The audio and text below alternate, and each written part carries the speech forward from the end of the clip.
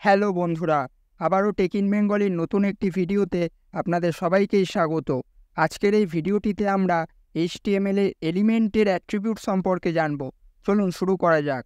স্ক্রিনের দিকে লক্ষ্য করুন। সবার প্রথমেই আমাদেরকে জানতে হবে অ্যাট্রিবিউট কী। অ্যাট্রিবিউট আমাদেরকে এলিমেন্ট সম্পর্কে এক্সট্রা ইনফরমেশন প্রোভাইড করে। HTML এ প্রত্যেকটি এলিমেন্টের অ্যাট্রিবিউট রয়েছে।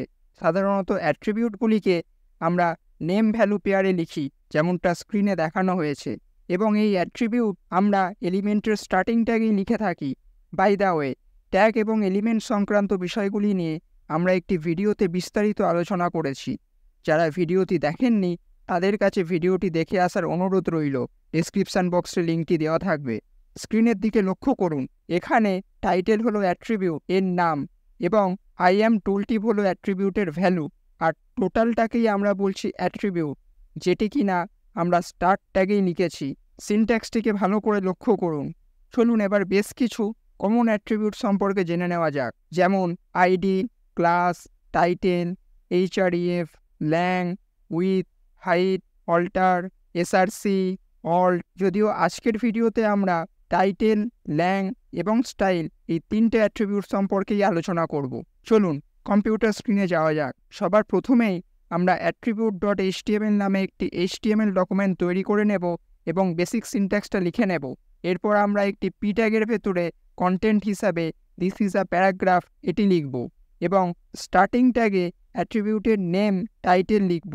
এরপর ইকুয়াল সিম্বল, তারপর ডাবল কোটসের মধ্যে অ্যাট্রিবিউটের ভ্যালু হিসাবে আই অ্যাম আ টুল টিপ লিখব। এরপর ফাইলের ওপর রাইট ক্লিক করে ওপেন উইথ লাইভ সার্ভার অপশানটিতে ক্লিক করে ব্রাউজারে আউটপুটটি দেখে নেব।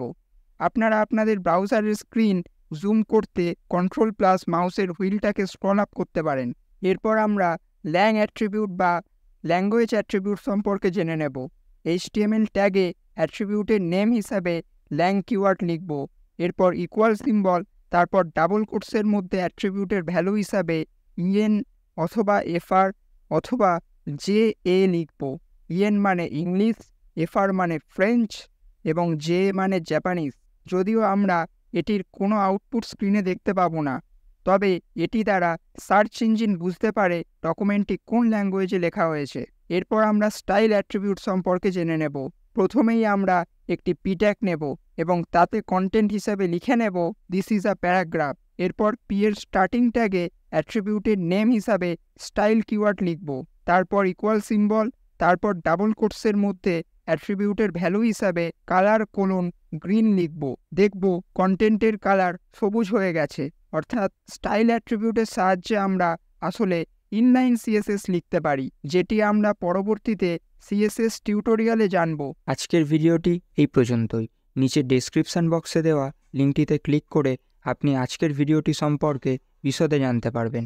আপনার যদি ভিডিওটি ভালো লাগে তাহলে লাইক, শেয়ার করবেন, আর আজকের ভিডিওটি নিয়ে কোনো রকম প্রশ্ন থাকলে অবশ্যই কমেন্ট করুন। আর নেক্সট ভিডিওগুলির আপডেট সবার আগে পাওয়ার জন্য আমাদের চ্যানেলটিকে সাবস্ক্রাইব করে বেল আইকনটি প্রেস করুন। ধন্যবাদ।